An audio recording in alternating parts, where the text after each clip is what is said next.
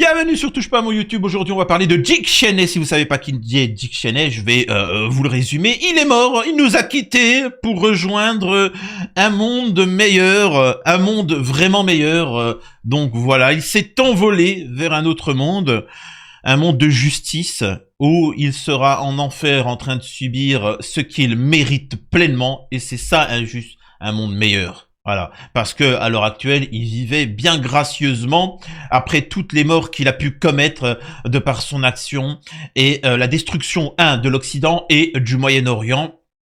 On expliquera un petit peu ce qu'il en est, qui est ce personnage, pourquoi tous les Américains font la fête. C'est ça qui est intéressant. Et Jean Messia, Zemmour est triste, Netanyahou est triste. Comment cet homme politique américain, le monde américain se réjouit, entre guillemets, parce que c'est pas pareil que la France, mais les gauchistes comme les droitards se réjouissent de sa mort. Le monde entier se réjouit de sa mort, sauf Jean Messia, Zemmour, Rima Hassan et Netanyahou. Donc pourquoi? C'est ça qui est intéressant, c'est de savoir pourquoi. Donc on va regarder ça ensemble et on va revenir un petit peu du côté du Nigeria, où la Chine a répondu aux États-Unis concernant la menace de l'attaque des BRICS. Parce que c'est ça le but des États-Unis, c'est de toujours dire que les chrétiens sont vilipendés au Nigeria, les BRICS, et qui ont des richesses et donc qui font bombarder et envahir le Venezuela, les BRICS, le Soudan, etc. Et bien évidemment, on comprend un petit peu ce qu'il y a derrière, bien évidemment. Juste avant, bien sûr, je vous invite à vous abonner, laisser un commentaire et un like pour le référencement, et ne pas hésiter à rejoindre mes chaînes secondaires. Tout est en message épinglé, je compte sur vous. Alors, on va commencer petit à petit pour comprendre. Ce matin, la mort de Dick Cheney, l'ancien vice-président de George W. Bush, il avait 84 ans. Homme de l'ombre, dans les coulisses, il était considéré d'ailleurs comme l'un des vice-présidents américains les plus puissants de l'histoire du pays. Voilà, il avait donc 84. Voilà, on peut en dire un peu plus? Non, ça vous intéresse pas? Bref, on va lire l'article. L'ancien vice-président américain Dick Cheney est mort à l'âge de 84 ans en annonçant plusieurs médias américains. Sa mort survenue lundi est due à des complications liées à une pneumonie ainsi qu'à des maladies cardiaques et vasculaires. Selon une déclaration de sa famille, affligé par des problèmes coronariens presque toute sa vie d'adulte, Dick Cheney a subi 5 crises cardiaques entre 1978 et 2010 et portait un dispositif pour réguler son rythme cardiaque depuis 2001. Ce qui est étonnant, je fais une parenthèse qui n'a rien à voir avec ce qui est prévu, la vidéo. Je trouve ça quand même étonnant que certains humains vivent 80 ans, 100 ans. Vous savez, les Rothschild, les Dick Cheney, les trucs comme ça. Les mecs qui font des crises cardiaques, ils fument, ils boivent, ils trucs, et puis tu sais, ils atteignent les 80, 100 ans, tu vois. Je trouve ça un peu bizarre. Je sais pas, non? Pas vous? Alors que beaucoup de la population sur Terre ont des problèmes de santé, enfin tu sais, c'est pas tout le monde qui atteint les 80 ans. Je sais pas, je pose une question, je trouve ça un peu bizarre, tu vois. Mais bon, pas de complotisme derrière. Sa mort survenue lundi, voilà, bon ça je l'avais lu. Homme de l'ombre réputé pour sa considérable influence en coulisses, l'ancien numéro 2 de George W. Bush s'était forgé une réputation telle qu'il fut considéré comme l'un des vice-présidents les plus puissants de l'histoire américaine.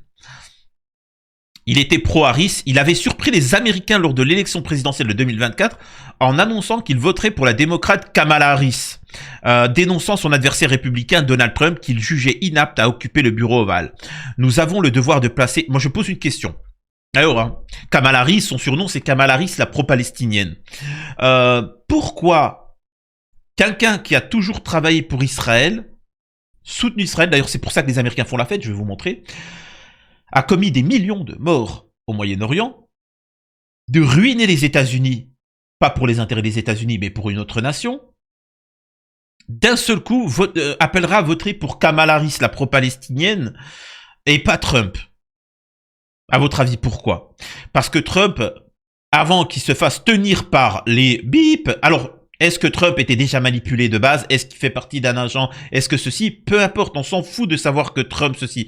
Trump a tenu des paroles. Son programme, c'était fin de la pédo. On va arrêter Epstein et toute la clique et tous les pédos qu'il y a dans les médias en politique.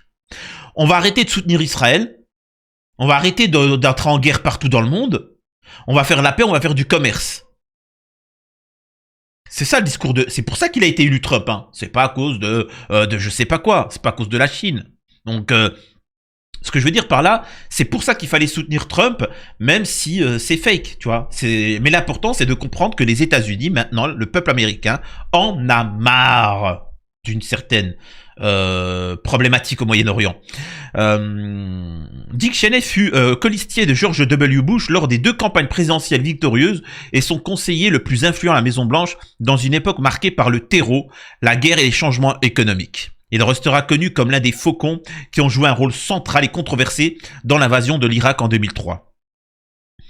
Je rappelle que ils ont pillé le pays, certes, mais ça a coûté beaucoup d'argent aux Américains, leur réputation et beaucoup de choses. L'Irak a été détruite, c'était un pays quand même très puissant, elle a été détruite. À qui a bénéficié tout ça? Je vous pose la question. Entre la Maison-Blanche, sous le président... Alors, on va sauter un petit peu l'article, hein. Comme je le disais, on peut voir aux États-Unis que tout le monde fait la fête. Voilà. Donc, l'architecte de la guerre en Irak est décédé, il est mort. Donc, on voit que les gens se réjouissent. On voit que les Américains ne sont pas idiots concernant l'Irak. Ils voient bien que l'Irak, ça a tué des millions d'êtres humains. Des millions d'êtres humains. Je précise pour ceux qui nous parlent d'islam, tout ça. George W. Bush a dit, c'est au nom du Christ qu'on va massacrer les musulmans en Irak. Au nom du Christ. Les musulmans, ils ont jamais dit, ouais, c'est le christianisme. Ils ont très bien compris c'était quoi le problème. C'est là où tu vois que parfois, certains chrétiens, ils sont un petit peu facilement manipulables. Bref. On voit que, regardez, hein, c'est-à-dire que d'habitude, t'as un hommage, t'as un petit peu les gens de gauche ou de droite qui prennent la défense, tout ça. Là, mutuellement, ils sont contents de la mort de ce salaud, quoi. Hein, faut bien le comprendre. La seule chose qui est triste dans la mort de Dick Cheney, c'est bien évidemment que malheureusement, ça n'a pas été dans une prison irakienne. Voilà. Un vrai psychopathe est mort aujourd'hui. Voilà. Architecte de la guerre en Irak, soutien d'Israël, soumis à Israël, voilà qui était Dick Cheney. Voilà. Avant de te montrer les lieux, etc., j'aimerais juste te dire, Dick Cheney, c'est que je suis un grand fan de toi, quoi. On a Caitlin Johnston qui prend la parole. Je vais pas vous dire qui est qui, hein, c'est bon.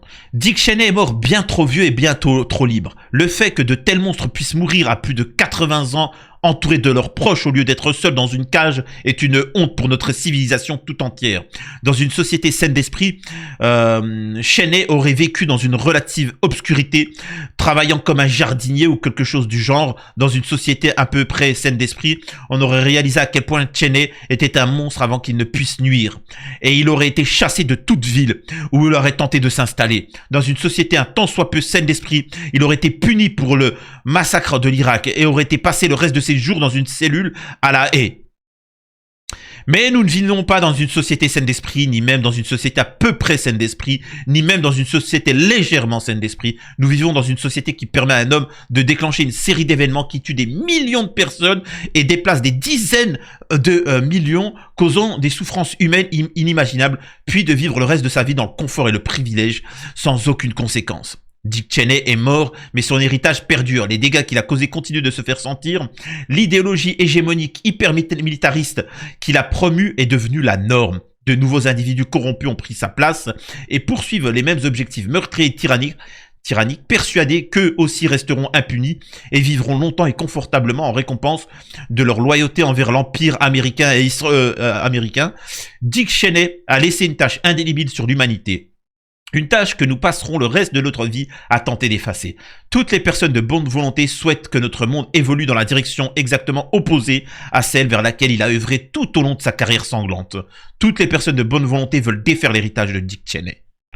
Donc encore une fois, je répète, hein, toute l'humanité fête sa mort. C'est-à-dire qu'il n'y a pas... il y a personne. De l'extrême gauche à l'extrême droite aux États-Unis, ça fait la fête. Tu vois. Hormis, bien évidemment, certaines personnes qui sont pas nées aux États-Unis, qui viennent d'arriver et qui, tu sais, c'est les Jean Messia, quoi. Jean Messia, et qui te parlent de choc des civilisations et ainsi de suite. Donc voilà, tu peux voir les commentaires, tout le monde se réjouit, tout le monde est content. Voilà ce qu'il en est, bienvenue en enfer. Il est parti rejoindre le million de victimes irakiens civils. Il est parti les rejoindre. J'espère que ces millions de victimes dans l'autre monde vont l'accueillir bien comme il faut. Donc voilà. Pour ceux qui ne savent pas qui est Dick Cheney, il fait partie de ceux qui malheureusement ont été sacrément surpris du 11 septembre. Et ce qui a provoqué bien évidemment ce qu'on appelle les guerres israéliennes. Hein, les Américains appellent ça comme ça, les guerres israéliennes. Regardez le vice-président Dick Cheney, sa position, les tours qui se font attaquer. Et regardez sa position. Voilà. On voit qu'il a l'air sacrément surpris de cette attaque. Hein. Incroyable. Tu vois, c'est fou, hein. C'est... Donc voilà, les Américains ne sont pas dupes. Hein. C'est bon, là, la vérité éclate hein, maintenant. Le vice-président décontracté, les pieds en l'air, regardant l'effondrement des tours jumelles, comme s'il s'agissait d'un film du vendredi soir. Brûle en enfer. On a ici l'un des personnages les plus controversés, mais les plus appréciés aux États-Unis, quand même, Alex Jones. Vraiment, pour ceux qui ne connaissent pas Alex Jones, je vous invite à vous renseigner. Il est l'un des premiers, vraiment, je vous parle de ça d'il y a plus d'une vingtaine d'années, à avoir infiltré un moment, et c'est ça qu'il a fait connaître, une soirée. Parfois, en fait, les puissants de ce monde, le groupe Bilderberg, etc., ils se rejoignent entre présidents, les Young Global Leaders, en fait, tous les puissants de ce monde, de tous les pays, ils se réunissent.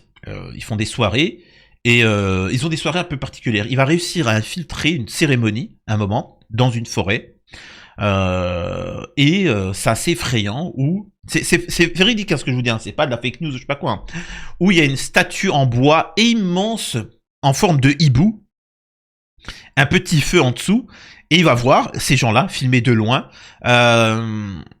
prendre des trucs à l'effigie d'enfants, les mettre dans le feu, et mettre en feu le gros hibou gigantesque.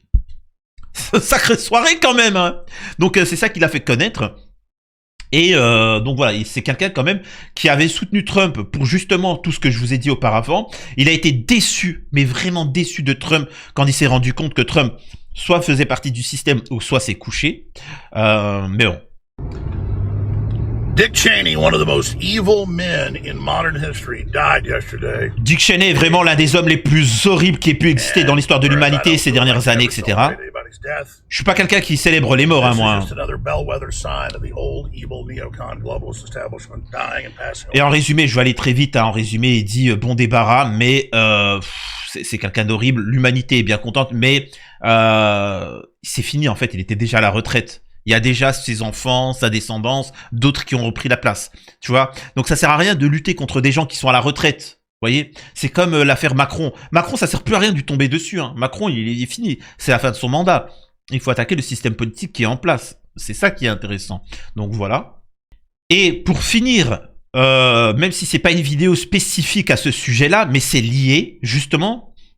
écoutez ce que dit la Chine. Alors que Donald Trump brandit la menace d'une intervention militaire au Nigeria parce que dans les BRICS, parce qu'un seul riche, parce que anti-Israël, la Chine a dénoncé mardi une ingérence inacceptable et affiche un soutien total au président Bola Tinubu. Pékin accuse Washington d'utiliser la religion et les droits humains comme arme diplomatique pour imposer son influence. Le président Gustavo Petro qui vient et qui s'exprime. Colombia منذ بداية انطلاق من Bon, on va gagner du temps parce qu'après c'est vraiment pas le sujet de la vidéo, mais enfin principal. Ce qui se passe au Soudan est un génocide. Nos soldats sont envoyés combattre comme mercenaires au Soudan et en Ukraine par des chefs mafieux qui vivent à Dubaï, Rome et Miami. Nous ne voulons pas être complices du génocide au Soudan et nous poursuivrons ces réseaux mafieux, a déclaré le dirigeant colombien. Autre point. Lumumba. Alors pour tous ceux qui ne connaissent pas qui est Lumumba, honte sur vous, hein, honte sur vous. Enfin, si vous êtes africain, honte sur vous. Il fait partie de ces personnes en Afrique qui ont essayé de développer l'Afrique, de faire la paix entre tous. Il a été attaqué par la France et des traîtres payés là-bas, hein, dans son pays, par des lâches. D'ailleurs, la personne qui sera responsable, le futur président corrompu, aura le malheur de passer par l'Algérie, le président de son pays. L'Algérie va intercepter l'avion, allez, en tôle. Tu vois, fallait pas toucher à Lumumba. Et donc son fils décide de s'exprimer. Écoutez ça, c'est fort, c'est puissant, c'est intéressant. Et ça en dit tout du peuple africain qui se réveille. It's time. If you want to help the people of Sudan, free Palestine. Si vous voulez aider le peuple du Soudan, free Palestine. Libérez la Palestine. Congo, free Palestine. Si vous voulez libérer le Congo, libérez la Palestine. Time. If you want to help the Christians in Nigeria from Boko Haram. Si vous voulez aider les chrétiens du Nigeria ou je sais pas quoi, enfin partout dans le monde de toute façon, free Palestine. Libérez la Palestine. C'est bizarre ça. Pourquoi libérer la Palestine aurait un impact sur les islamistes? Pourquoi la libération de la Palestine ferait la paix en Afrique et dans le monde? Pas de sens cette histoire. Pas de sens cette histoire. C'est quoi le lien entre la Palestine et le Congo, le Soudan, le Yémen, l'Algérie, le Sahara occidental, la Russie? Quel est le lien, pardi? The people of Libya, the Somalis facing Al-Shabaab, the people in Congo facing ADF and M23, those being killed by jihadist terrorists in the Sahel, those being attacked by the terrorists in Mozambique, and all the other populations wallowing in civil war and terrorism around the world. If you want to end all this human suffering, free Palestine. Si vous voulez arrêter toutes les guerres dans le monde, si vous voulez arrêter toutes les souffrances dans le monde, si vous voulez vivre dans un monde en paix qui va se développer mutuellement, libérez la Palestine. Mais qu'est-ce qu'il est en train de dire? Est-il en train de dire qu'il y a une force maléfique en Palestine? Peut-être il parle du Hamas, qui nuit à toute l'humanité, qui déstabilise toute l'humanité pour rester là? Non, je peux pas croire ça, moi. Voyons. C'est bizarre, cette histoire. Alors lui, il parle du Sahara occidental, contrairement à beaucoup à la France insoumise, qui ne parle pas du Sahara occidental, qui valide la colonisation. Lui, il est pas là pour du buzz, quoi. Free Palestine. Until you understand that those Jusqu'à que vous compreniez que les bouchers qui ont massacré à Gaza des enfants sont ceux qui ont créé, orchestré, organisé tous les groupes terreaux et toutes les guerres civiles dans le monde, jusqu'à que tant que vous condamnerez pas le principal sponsor du terreau dans le monde, until you have understood the bigger picture. You have not understood anything at all about vous aurez Israel, jamais rien compris sur ce qu'est véritablement Israël. And how far its evil tentacles et à quel point ces tentacules maléfiques et son ambition réellement sont. It is only once the apartheid c'est le seul pays d'apartheid. Bref, donc voilà un petit peu sa dénonciation. Et c'est pour ça que les gens sont contents que Dick Cheney nous ait quittés. Dites-moi ce que vous en pensez. À la prochaine. Je compte sur vous pour vous abonner un maximum. Des bisous à tous.